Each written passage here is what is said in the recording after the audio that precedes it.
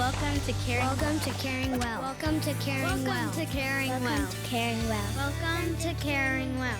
Welcome to Caring Well. Welcome to Caring Well, a Middleton Pediatrics podcast where we have conversations to help you care well for your child. Today we have a conversation with Dr. Scott St. Clair. He is a pediatrician in Boone, North Carolina. He's a dear friend, and he and I are going to discuss the book, The Anxious Generation by Jonathan Haidt. Many things I think you're going to enjoy, be challenged by, and find applicable to you as you help raise your children. So let's go to that conversation. Scott St. Clair, welcome to Caring Well podcast. This is going to be a lot of fun. Appreciate you joining us. Michael, I'm thrilled to be here with you, buddy. Tell us a little bit about you, what you do professionally, basically help our listeners get to know you. I've been a pediatrician up in Boone, North Carolina, which is a little small town in northwest North Carolina. It's a rural community up in the Appalachian Blue Ridge Mountains area, but also has a university right down the hill from us that has about 20,000 students. So it's a really unique place geographically. It's a wonderful place to be outside and to connect outdoors. So I'm in a private pediatrics practice there, and I've been there since 2002. So professionally, that's what I've been doing for the last 24 years. And I've also just had the privilege of serving with our state Pediatrics Society, North Carolina Pediatrics Society, in some leadership roles, which I've really enjoyed, getting to know other pediatricians around the state of North Carolina. It's also connected with pediatricians across the country, and really got me involved in more statewide advocacy, legislative work in North Carolina, which I really, really enjoyed, and just put me around a bunch of great people. That's an interesting little timestamp. So when you were president of the North Carolina Pediatric Society, what years was that? I believe it was 2016 to 2018. Okay. So did this topic, was it ever on the agenda or on the radar? We were having, as with everybody in primary care pediatrics was recognizing that we were seeing more anxiety and depression as part of our practice. And so particularly as our pediatric society was trying to build out our educational programming, you could tell we were having more and more that were focused on mental health stuff to help our primary care people get up to speed. How much the devices and sort of the digital world at that time was being talked about, but of course, everything sort of hit an accelerant with COVID in 2020. But I think it was out there in the ether, but nothing that had pinpointed the conversation like Haidt has done through the work of his book. So the discussion undoubtedly would be quite different at the gathering today. I would imagine, absolutely. Yeah. So, yeah. So what was it that made you deep dive with this book? I had really appreciated Jonathan Haidt's couple other books. One book, The Righteous Mind, another one, Coddling of the American Mind, I found to be really just mind expanding for me, just understanding more about what his world is. And he does more moral psychology. And I just learned a lot from both of those books. And then you could tell he was writing about anxiety and depression more through some big publications where he was writing op-eds, and you could tell he was working on something big. And so when his book came out, I immediately bought it and read it in a weekend. And I think the reason was, number one, I just really appreciate him as a writer and a thinker, but also, this as well, I know from your practice, the amount of time we spend working with kids and teens on anxiety, on depression, on sleep, on social relationships. It's omnipresent in the practice of pediatrics. And so I think this book just really resonated with me on that front from an author who I really like and respect. So spring of 2024 was when this came out. If you were giving, for someone listening who hasn't read it, probably most have heard the title. I think it's been a bestseller ever since it came out. But can you give like a 1 to 2 line summary of the premise of the book? Sure. I mean, his main thesis that he comes back to over and over is that we are overprotecting kids in the real world, in the physical world, and we're underprotecting them in the digital world. And the combo of those two things has really led to a mental health crisis for Gen Z and for younger kids, Gen Alpha. And I think just another way to think about that is that, we're always trying to like assess risk in our lives. And I think if parents have tried to assess, hey, what can I do to help provide for my kids? Another way to think about it is we have overestimated the risk to them in the physical world in playing and enjoying the things in the actual world, but we have just underestimated the risks in the virtual spaces. And the combination of those two things has really led to just a significant mental health challenge for young people today. Really, in that order that you just stated it, it wasn't simultaneous. It really was that a lot of this overprotection in the real world far preceded what's happened in the online world. So he speaks to some of that. He does, and he does, as you said, tracks this going back several decades of what he would call safetyism. So sort of taking, hey, it's good to have kids safe. I think we can, as pediatricians, we like that idea. As parents, we like that idea. But then safety can sort of become the dominating operating mode of parenting. And so everything about it is trying to keep my kids safe in the physical world. And that had been, predated a lot of the digital world. But as the digital world just expands, it filled the gap of kids just spending less time outdoors, exploring their environments, whether that's outside or just even in their neighborhoods. They were spending a lot more time just indoors inside, and that gap really got filled with all these digital technologies that just came flooding into our life in the late 2000s, 2010s. May or may not be worth spending a lot of time on it, but before we get into the underprotection in the online world, any explanations or theories from the book about what led to this unwarranted overconcern in the real world that led to this concept of safetyism? And then what are the downsides to kids of that? The short answer is that as parents were really trying to protect their kids, there was just a lot less time spent out exploring the world around them. And so there was less time outside and out in nature, but there was just less time interacting with people. So there's less time with your peers, there's less time with grandparents, less time with that older person in the neighborhood. It's just less time in social interactions and less time engaging with the world around you in an active way. And that just sort of left some gaps for digital to sort of fill some of those things that weren't happening in the actual world. Can you speak to, maybe this would be even from your experience as a pediatrician or the stuff he alludes to, that how is a kid underprepared for what, if parents are listening and they're saying, well, I am scared about what might happen to my child, before we get to the should be a lot more concerned about the online world. How would you help a parent see the downsides of overprotecting them in the world? Like, this will potentially harm your child in what way? Basically, for anything to thrive and grow, it needs support and challenge. So one of the big metaphors he used in there, which is from our world of medicine, is just your immune system. Immune system has to respond to the outside world to be able to have the immunity to go about our lives. And if you lived in a bubble and all of a sudden then got exposed to the outside world, you're going to get really, really sick because your body's immune system doesn't have the ability to handle that.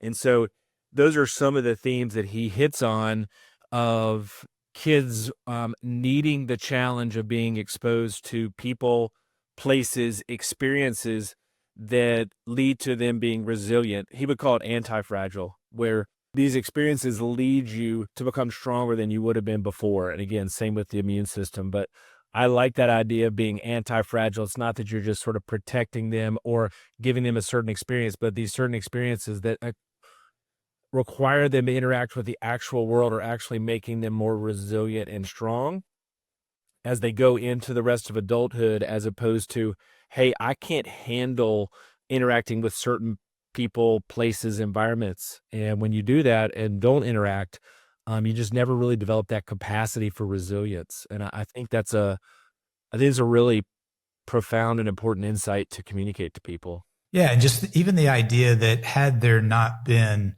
the 2007, 2010, which we'll get to, kind of tectonic shift in society, we were already on a path of under preparing kids through sheltering and Yes. overprotection. Yeah.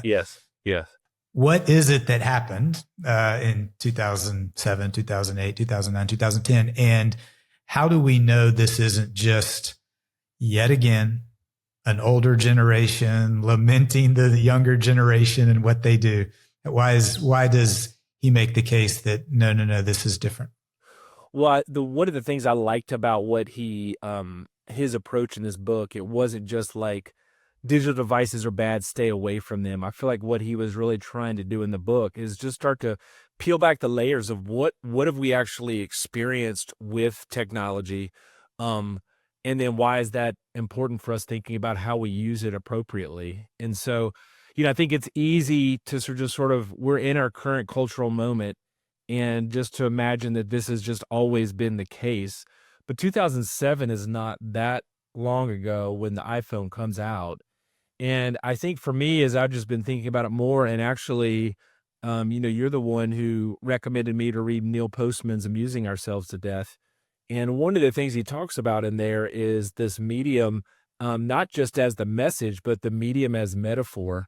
And as we're interacting with our devices, I think it's important for us to just grapple with what does the technology I'm doing, what the technology I'm using, what is that sort of big picture doing? And so when all of a sudden we have the internet and all of us are like logging onto the internet in the early 2000s, we're at a desktop, maybe you're fortunate enough to have a laptop, and all of a sudden in 2007 you get an iPhone and now you have the internet with you and it's just omnipresent everywhere. And I know we feel that today, that just technology is everywhere, but that really wasn't the case. And the iPhone comes along and the internet is now just, it's omnipresent and with us. And then a couple years later, you have like and share buttons start getting introduced to all these technologies, and that changes the medium as well, so that virality and things like taking off and catching fire become what is important and what is elevated in the online world. And then a couple years later, the forward-facing cameras and selfies comes into it, and you personally as an individual now are not just observing things happening online, you are now part of the thing happening online. And you take all those things together, plus, basically Facebook buys Instagram and things are sort of off to the races. And I do think, that timeline is helpful because Haidt, one of his main sort of framing things as he's looking at a lot of the data is looking at about 2010 to 2015 of what he calls the Great Rewiring. And the Great Rewiring is basically by 2010, the vast majority of kids have a internet connected device in their pocket. And then internet connected devices just become the norm for kids growing up, whether that's tablets, game systems, TVs, like everything just becomes connected to the internet. And that 2010 to 2015, when you start looking at a lot of the data that he presents in his book, does look to track with trends of anxiety and depression, significant changes with that in young people, but also significant trends in some of the other little small micro pieces that he starts to break apart. So I think that 2010 to 2015 is an important sort of anchor point as we're thinking about the development of some of this and why that's important. If somebody tried to say, hey, are we not just talking about mental health more? Are we not just maybe diagnosing it more accurately than we used to, or maybe just over-diagnosing it? How do we know that's not the case? How do we know, no, this is real? This uptick is more than just a recording change or an zealous diagnostic approach? Yeah, it is a great question. I mean, I think, and perhaps, there may be a way to link it at the end, but I think he's got a couple of graphs that show that the change starting in 2010 to 2015 wasn't like a 10% to 12% kind of change where it's like, oh, that's just going to be statistical noise. The change was dramatic. So I think that's one thing. It wasn't just like a little light rise. It like takes off like a rocket ship when you look at the percentage of young people struggling with that. And I know you felt it in the office. I mean, I think that's one of the reasons this resonated with me is just we were getting flooded with it in the office. And I finally felt like, wow, I'm actually seeing with real data what I know I'm experiencing in my office. But I think the second thing is even beyond, like, if you just said, oh, well, that's just people like us overdiagnosing things. The number of kids showing up in emergency room with suicidal ideation, the number of hospital stays I mean, these are not like, oh, this kid came in and was nervous and now you're giving them this diagnosis with anxiety. These are significant events that are showing up in the emergency room, all exploded at the same time. So I think you got several, streams of data pointing to the fact this is not just a recording or diagnostic thing, but this is actually a real thing happening to young people. Having practiced on both sides of this, as far as timeline, the book became explanatory to what you were observing. Like, completely, you know what you're seeing, and you're almost like, what is up? What is going on? And then you have someone to elucidate it so much in such a clarifying way. Well, I think, again, my start of my practice was 2002. So if you just look 2002 to 2010, it was clear that I was helping take care of teenagers with anxiety and depression. But something clearly changed where the volume and intensity just went way up in my personal practice. And I do think that's why this book really resonated, because from the very first chapters, I'm like, yes, he is describing what I have been experiencing as a pediatrician.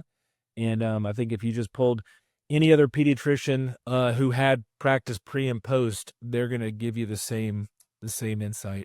So, big idea of our kids for the majority have shifted from a play-based childhood to a phone-based childhood. And this is looking over whatever it is, 60 years, 70 years. But the latter part of that phrase, acutely rising in the last 15 years. And then I think what you highlighted a few minutes ago is important just to double click on for a second. This wasn't just the phone coming in. It were these other things that happened, and they sort of have subtly happened, whether it was things shifting from text-based communication over phones to image-based, whether it's likes and shares, whether it's front-facing camera, all these things. It all raises a question to some degree, if indeed this is harmful to our kids and it's getting progressively more so with each new iteration. How did this happen? How did we as a society sort of allow us to get to where we are? Great question and great clarification, because one of the things that Haidt says is he uses phone pretty generously to basically refer to any internet connected device. So I think as we're sort of going on and we say phone, we're not just talking about your iPhone. We're talking about all these internet connected devices that just basically saturate our life. I mean, I think, part of it, Michael, is you can just think about it in your own life. And as these technologies are starting to roll out, there's a certain element where it does just make life a little bit more convenient and a little bit more convenient and a little bit more convenient. And the next thing you know, it's like, wow, my entire life is awash in these devices. And I think it's just one of these things where things that happen slowly over time. I mean, like the old boiling a frog analogy, the water just goes up so slowly. And if it had just been hot from the beginning, we probably would have said, "Hey, let's think about this." But things sort of rolled out slowly, and each advance sort of like seemed like this was making life a little bit easier.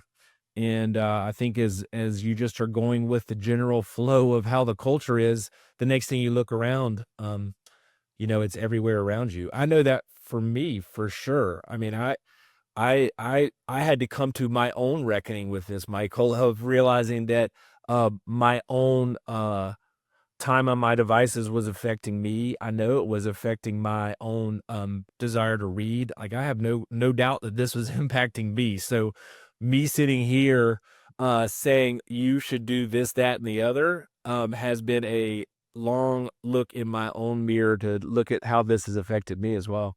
I think if he was here, he would say, and that's someone who's past the more critical phases of development. 100%. It has to be emphasized that we have allowed this to happen at critical times in our children's development. And that's what's there's probably lots of harms to society, to all of us, like you're alluding to. We don't read as much and all the other stuff, but can we at least agree that for children and adolescents that it's especially harmful? Yes, and I think again, I like he talks a lot about friction, and I do think as we get back to friction sometimes is uncomfortable, but that's sort of the thing that interacting with the real world actually really helps us be resilient, is when we encounter friction in the real world. And the digital world just is a frictionless place, and we like less by design, right? Yes, we like less friction. Our life just goes a little bit easier. But back to your original question, how do we let it get like this? I just think the lack of friction is just the easiest path, and you just continue to go down that path until you realize where you are. But I do think you make a great point bringing it back to, we are talking about its impact societally, but particularly when you're talking about kids, and kids really young, hopping on internet connected devices, aka iPads, is just a significant change in raising kids that we have never done before. And so, particularly for kids during these critical developmental times, it's just got the potential to do a lot of harm. Does he, how does he address how the technologies potentially affect girls and boys during these ages differently? He has a whole chapter on girls and a whole chapter on boys, to be a little bit too reductionist, but I know that you see this as well in your office, is, social media having more impact on girls, and the video games having more impact on guys. And I know that I for sure see that in my practice. But girls just tend to be, their social interactions just tend to have a mode of being where social media tends to have an outsized influence on just their social life and their inner emotional life. And guys just tend to have more trouble and issues with the gaming. So I think that comes through pretty clear in his chapters on the boys and girls. So using these broad brush statements, I want to come back to the guy girl thing as well, but the guys, at a minimum, the gaming and stuff can be very isolating. Yes. And then from a girl's perspective, to lean into that for a second, there so much of social interactions being navigated on this highway through these media. Maybe it's stating the obvious, but why is that so bad, or why is it so potentially harmful? Well, I think, let's start with the guy part first. One of the things that seems really clear from the data is that kids are spending less time in person with people, but this is especially true for guys. And so the gaming has replaced hanging out with people. So you feel like, hey, if I'm gaming and I'm gaming with my buddy who's on another system, that's like hanging out with them. And we know that that's just not the same as hanging out with somebody in person. And so for guys, it really has replaced a lot of their social interactions, just period. It becomes the way they socially interact with people.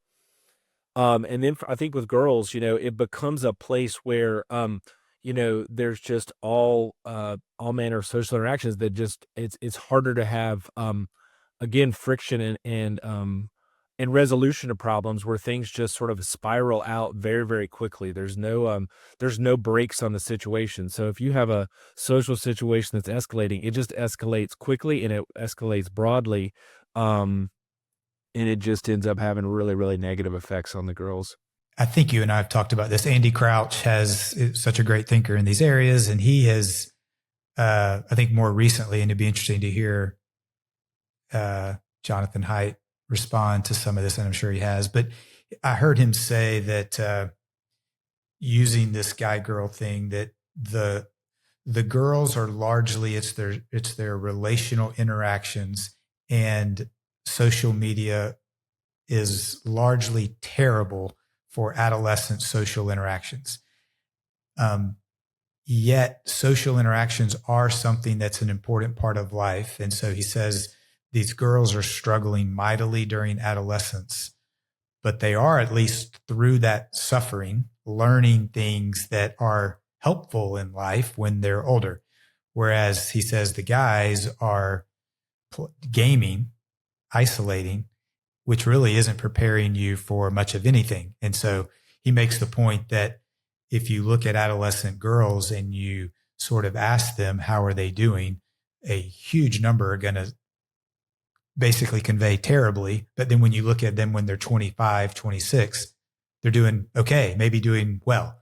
Whereas, I mean, maybe a lot of scars, but doing well. Whereas the guys, if you ask the adolescent guy how they're doing, like, great, having a great time. And then you look at them a decade later and like, whoa, they're struggling mightily. Yeah, I do remember reading Andy Crouch's ideas on that, and I think that's sort of spot on because the girls, as harmful as it is, are at least having relational challenges that they're having to grapple with. The gaming just ends up replacing all relational challenges and just becomes relationships, period, that actually aren't even relationships. So we get into early to mid 20s and just no capacity to how to have actual friendships in the real world. Man, that's going to be a challenging way to start off young adulthood.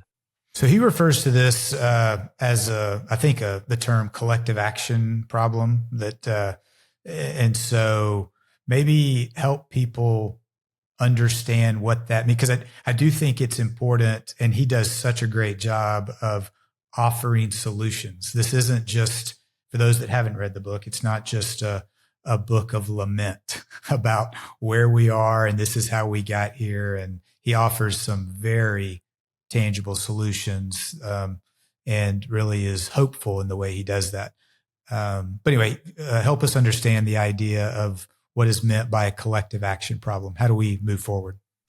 Yeah, I mean, basically, collective action problem it's an action you'd like to take, but is very difficult to take alone and much easier to do when the group does it, but the group's not doing it. And so you just keep going along with the group. And so, um, you encounter this so much with parents, and I really feel for them because in a world that's inundated with all of these devices, there's just constant decisions to be made as parents as to like, what limits are you going to put on this? And then inevitably, any limits you put on there, you are the only parent that is actually putting a limit on this, where you're not the only parent, but it makes it feel like you are just the lone person screaming into the void. And it's very, very hard to make those changes by yourself, or to make some specific changes that feels like it's isolating your kids from their peers. I mean, being isolated from your peers in middle school, high school that's the worst. I mean, you and I can remember back to that. It's just not a great feeling. And parents making decisions that feel like that's isolating their kid from their peers is really, really challenging. I think one of the things that I do like, one of his little lines he uses in there is speak up and link up. And I think part of it is not being afraid to speak up with friends, churches, sports teams, wherever it is. And you don't have to be obnoxious about it, but just speaking up to saying, hey, I have, concerns about where whatever the issue is, and then linking up with parents who you find some relational connection with this, where they're trying to make some similar decisions so you don't have to be making these decisions all off by yourself, one lone kid doing that you have sort of a collective group to do. I've heard, and I think you and I have shared this as well. We felt a little bit like how it must have felt for physicians in the 60s, 70s as it related to cigarette smoking, in the sense that you feel like, okay, clearly everyone sees this as a problem. Why is nothing being done?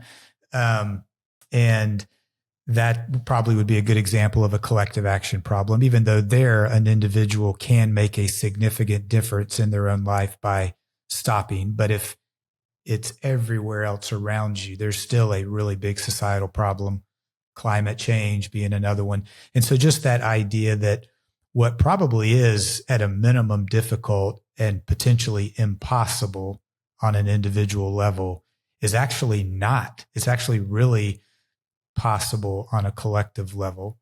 So I remember hearing Thomas Friedman came and spoke locally right after he had written, or shortly after he had written "Thank You for Being Late," and was talking about this rapidly accelerating change in our society technologically. And he ended, I won't say this exactly right, but it's something to the effect of, in order to move forward, you and your kitchen table is just not going to be enough. It's not enough to make a difference. And then I think he went on to say, and government is too ineffective to help us. It's going to have to be these middle layers of society that he referred to. And you just alluded to some of those.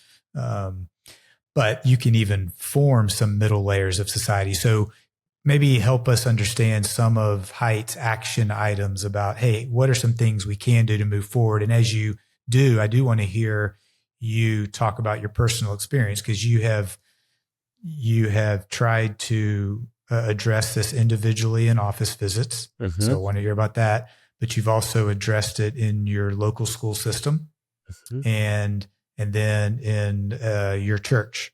Mm-hmm. So maybe start, I know it's a kind of, I don't know, like a 5-part question maybe, but maybe start with what Haidt recommends as far as moving forward. His 4 big, takeaways for people trying to think about what can I take this information, which can be a little daunting, and turn them into action steps would be, no smartphones till high school, no social media till 16 years of age, phone-free schools, and then a play-based childhood. And obviously that last one is a huge bucket. But I do think those four action steps, I think from an aspirational standpoint, I'm fully on board with, and I think they're great. And I have just started trying to make all of those more. Can we take those one by one? Yeah. So no smartphones until high school. And so the idea is that particularly as we're thinking about that, developing brain, developing social skills, and all these sort of things, the internet connected device in your pocket as a middle schooler is too much to deal with. And so he talks a lot in there about finding alternative ways to communicate, and whether that's a dumb phone, and mm-hmm. the dumb phone marketplace has actually exploded in the last few years. And so we had a situation with our daughter where we were trying to get her a dumb phone and couldn't actually even find one. And so there's options out there for people, but trying to avoid an internet connected phone with you all the time until high school was number one. Pause one for a second though, because I think if someone's response is, well, then my kid's going to be the only one left out, this gets into the linking up and trying to form. So maybe just spend a little bit of time on how to make that realistic, how to have no smartphone until high school for a family that might be listening. How do I do that realistically? Well, first off, I'll just, I will say it's not an easy decision to make, and you're going to get some pushback in your family. But it's okay. I think the other thing is trying to find these other families who are trying to do what you're doing, so that you have a cohort of people. And so even within our church, we had a whole talk about this within our church. There was a group of parents that got together and basically signed a commitment. We're going to try to do this together. And so they have a group of people, so that when their kid is, one of the middle schoolers that doesn't have a smartphone, they are not feeling isolated and alone. So I do think the connecting up with other people who are trying to do this is really, really important. But then also saying, hey, what are some other ways for your kids if they're feeling less connected because they don't have that? Is what are some other avenues we're going to do to get connected to people in the real world? And whether that is sports, youth group, scouts, and then you put your effort into trying to stop worrying about the phone situation. Like, how can we facilitate social interactions in the real world as much as possible becomes them sort of more of the driving mechanism of those pre-high school years. And I think in a way that's really, really beneficial. So if a parent's listening, it probably is a discussion to have with like-minded families early. Yes. Because if you're trying to link up and you wait until whatever, 7th or 8th grade, then all the people that you're wanting to link up with probably have already. Yeah. And so, I don't know if it's a discussion at 10 or something like that. Say, hey, we would love to kind of form a pack together. And 100%. Elementary school time is the time to have that convo. If you're really trying to do it, particularly with your oldest. And, the challenging part, as Michael, is you've got, an older sibling who's already got one at a young age. And then they're coming in and telling the middle sibling, hey, you're not getting one. Different rules, right? Different rules. And I think, at the end of the day, parenting does not come with a manual. And so it's okay to make mistakes and go back and correct them. Okay. Well, number 2, it was no social media until 16. Yes. Yeah. And I think, one of his things is just sort of thinking through, like, what is social media? And part of it is, we think of, Instagram, easily social media. But anything that is algorithmically sending stuff to you, is social media. And so I know particularly for younger kids, like YouTube Shorts has become like, the thing. And the more we're finding is those things are just really, really challenging on a developing brain. So it's anything that's just where you're getting linked to and then algorithmically fed things is just worth staying away from before the age of 16. And then after the age of 16, while kids are still in your house, is trying to figure out how do we have some boundaries on these things to use these things healthily, so that when you enter into the adult world, you're using those healthily. So there again, probably a same things we just said, that it's probably not going to be necessarily embraced by the teenager. Probably also useful to have some like-minded families of close peers.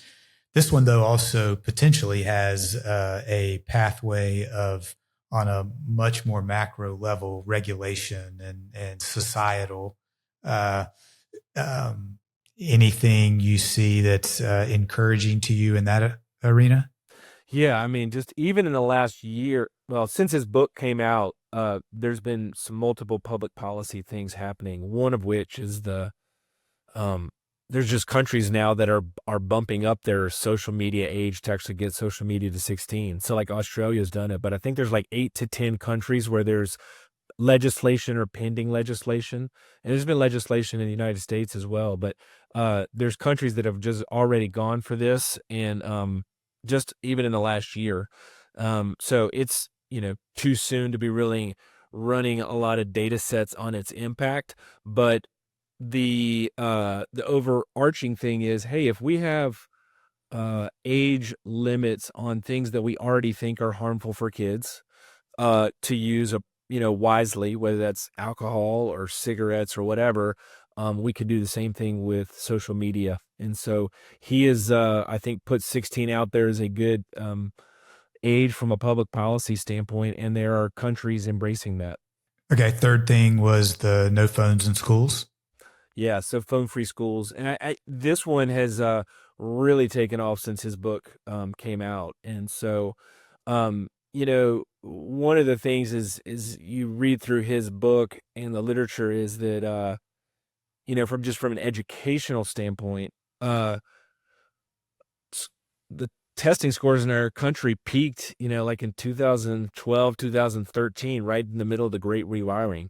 And it's almost impossible to say the phones are the cause, but certainly phones being omnipresent in schools has not been a net positive for learning in schools, and has also had all the other significant social impact. So part of what his push and recommendation is for schools to go bell to bell, so you don't have phones for during the school day. And the idea is that you're actually there engaging with your classes, but also engaging with your classmates. And so one of our local schools up here in North Carolina was just basically put on a county by county basis. And so every school district is doing it a little differently, but the one that went true bell to bell this last year, the feedback's been phenomenal from the administrators, and honestly from the kids too. They did not love it at the beginning, but there's been way less drama. But also the hallways are loud now. The lunchroom is loud. There's just a lot more social interaction between the kids that they just said has just dramatically changed the feel of school in a really, really positive way. And so so that's been something that's happened in North Carolina in the last year. I know that may have happened in Florida a little bit earlier.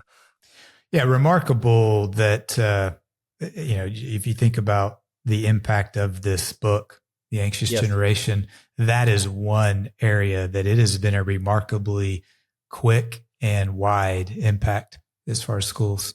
I mean, I think over 30 states now have something on the books, and probably more to come. But yeah, that's been a remarkable turnaround just since that came out in spring of 2024. So then the fourth one, in some ways, maybe the most nebulous, and if you did the first three, that's in some ways still not enough, because we're still left with that problem you and I started this conversation with that preceded the phones anyway, moving back or more towards a play-based childhood. That's more conceptual than tangible. Sure. So what do we do with that?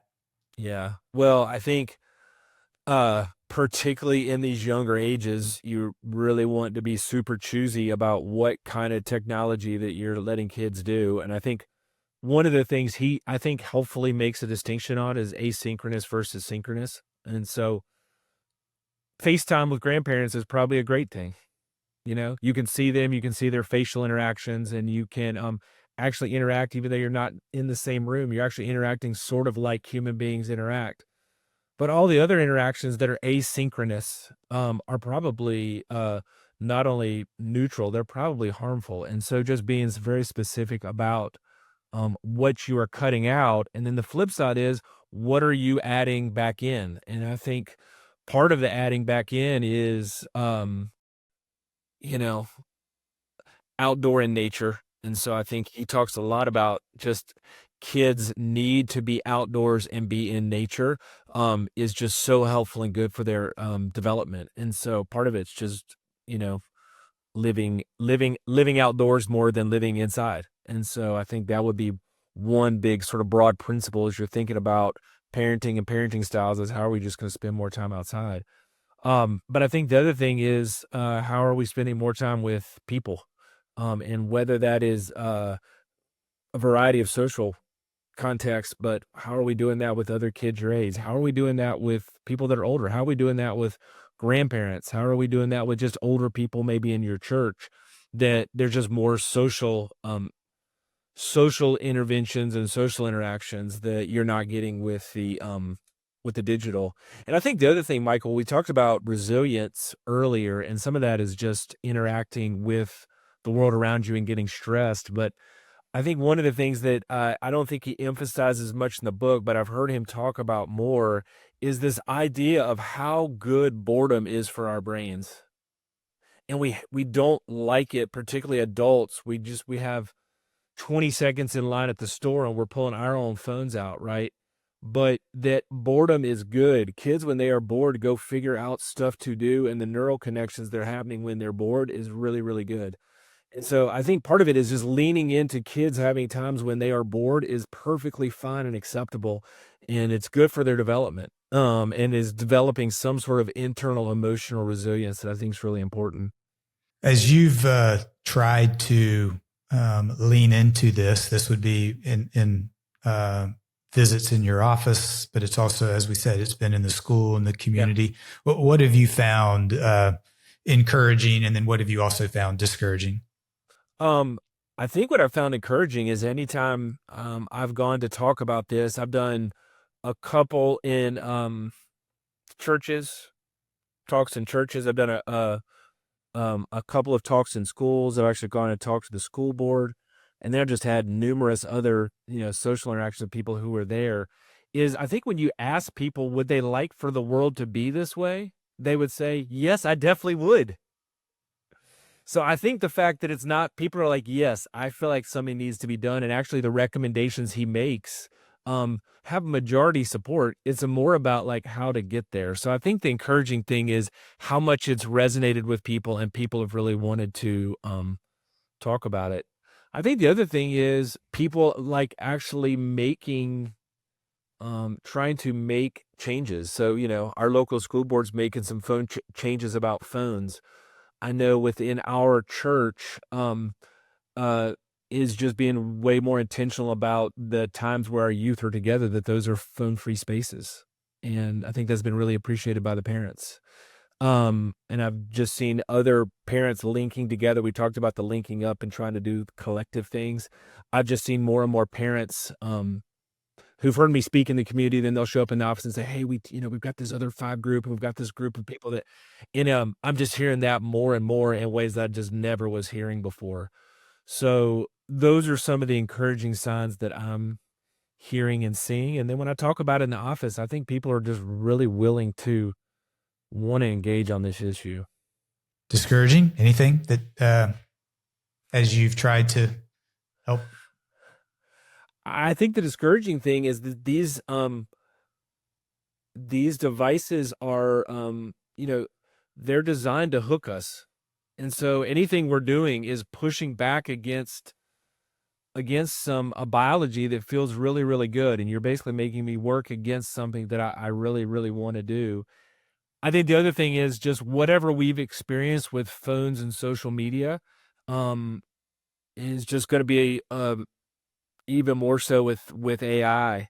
And, I know that's its own thing, but, I do get discouraged thinking about what is that potentially going to add to what we've already been, experiencing, and how do we use that technology wisely, given what we've already experienced with the phones and social media world. I think is, deserves more thought and time to think about.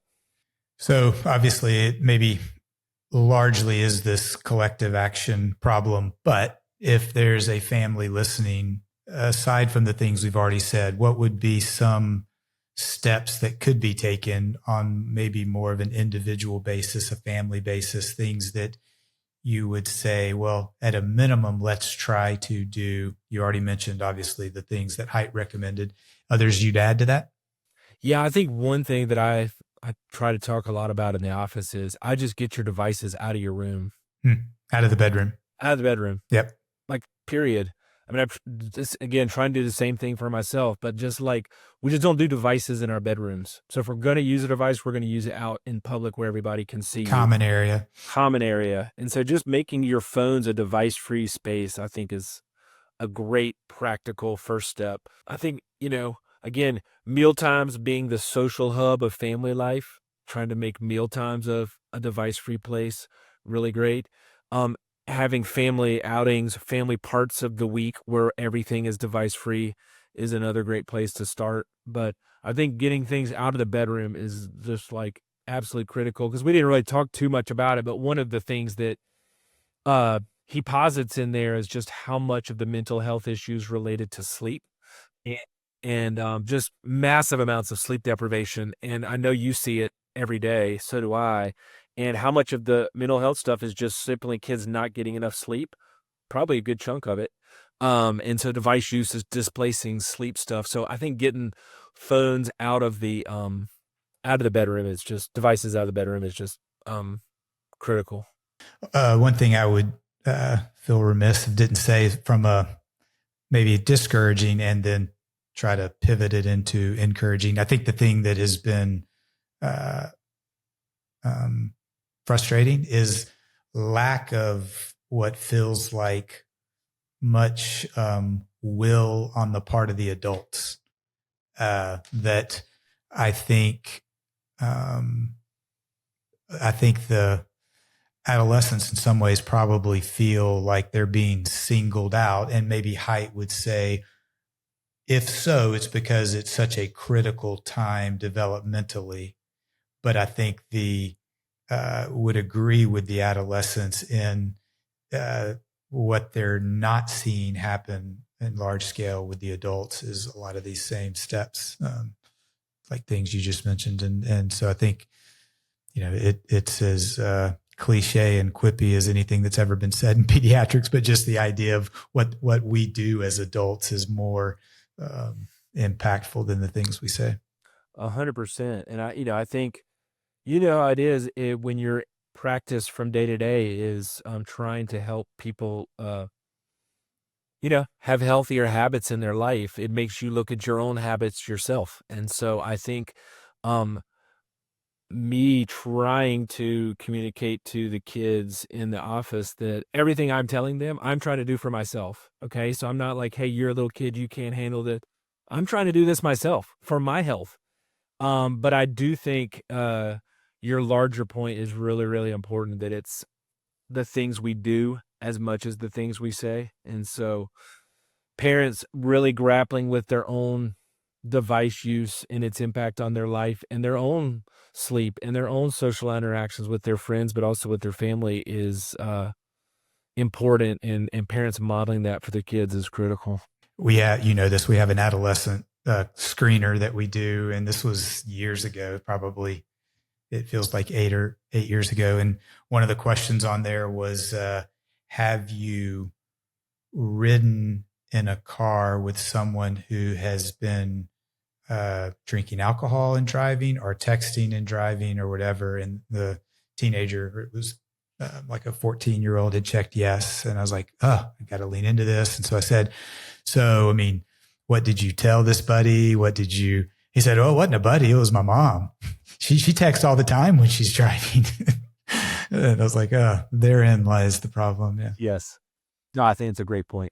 You've already alluded to this. You continue to follow Jonathan Haidt because this is a very dynamic, ongoing conversation. So do share a little bit of how people can continue to follow him. So anything you would add to the conversation, and then how can people continue to follow what he is trying to say in light of this conversation? Yeah, I think one of the things I found most helpful in the books was thinking about, I think he calls them the 4 pillars, but it's sort of the 4 things that as we're using more devices, that this is what ends up happening. And so number 1 is we alluded to it, but you get sleep deprivation. So I think it's important to know how much sleep is a part of this whole conversation. Number 2 is just the dramatic decrease, like a 70% decrease from 2010 in terms of how much time kids spend with their friends outside of school. 70% is just a dramatic number. So kids are just not spending time in person with people. So I think that's important. Number 3 is attention fragmentation.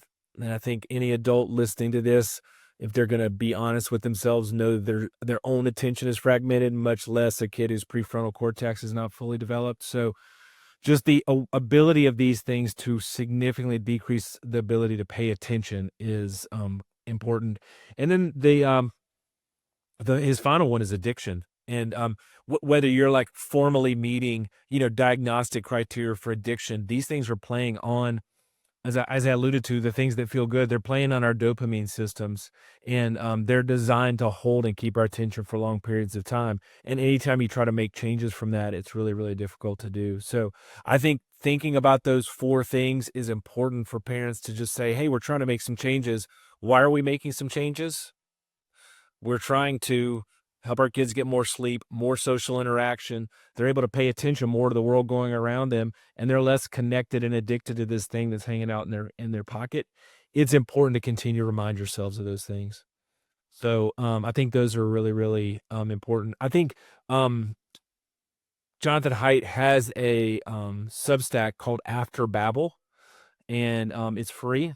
And there's probably a post there, I'll probably say once a week, but he writes there some, but he's now just through the writing of this book gotten connected with so many other writers, thinkers, that they post regularly on stuff that really does seem to keep up with what's happening in the news, but also just really thoughtful pieces to keep this conversation going. And like even within our church, I read an article on his Substack about a pastor who'd done a digital fast over Lent, and so that's how I found out about that whole concept, was through his Substack. So if people want to continue reading about this, that Substack is a great place to do it. I do want parents to hear this and be encouraged that there are steps that can be taken, and you've highlighted those so well. You are such a source of wisdom to me in so many areas, and aside from pediatrics, one of your other great areas of insight would be NBA basketball. So if I had to choose a GM from one of my friends, it would probably be Dr. Scott St. Clair in Boone, North Carolina. So you have a charge where your entire employment rests on winning an NBA championship in the next 3 years. And you can pick one player to start with: SGA, Wemby, or Jokic. Who does Scott St. Clair choose with his... In the next, what's the timeline? 3 years. I think I'm going to choose Wemby. The 19-year-old. Yeah. I mean... Or what is he? He may be maybe older than that. I don't know. I think he's now 20. I mean... Okay. I think all three of those are the three best players in the NBA. But his improvement from last year to this year was mammoth, and I suspect he's going to have a similar improvement. And if he does next year... he'll probably be the dominant force in the NBA as long as he stays healthy. Any words of encouragement for the local Orlando Magic crowd that's listening? I wish I had some. Oh, no. I adopted the Orlando Magic as my de facto follow team. So I followed them really close this year, and it was a rough ride. So I was riding with your Orlando crowd. That was a very, very tough, that's a tough ending. And they just have a bunch of pieces and parts that sometimes don't always feel like they fit together super well. Well, that's not an encouraging note to end on. The GM down there. I'm sure he's listening. I mean, I'm sure given our audience, yeah. Well, good deal. Well, hey, thank you so much for sharing. Honestly, I know you and I have talked about this so much, and your big brain, your heart for kids, and even your experience in things such as community investment and policy. Because I mean, this collective action problem is going to have to exist on multiple levels. And so as I mentioned, I do hope to continue some sort of pediatrician book club with you in the future. And we'll find another one to discuss. And I think our parents benefit a lot from hearing from the young sage in Boone, North Carolina. So I'm in on the book club. Great. Sounds good. Scott, thank you so much. Thank you, Michael.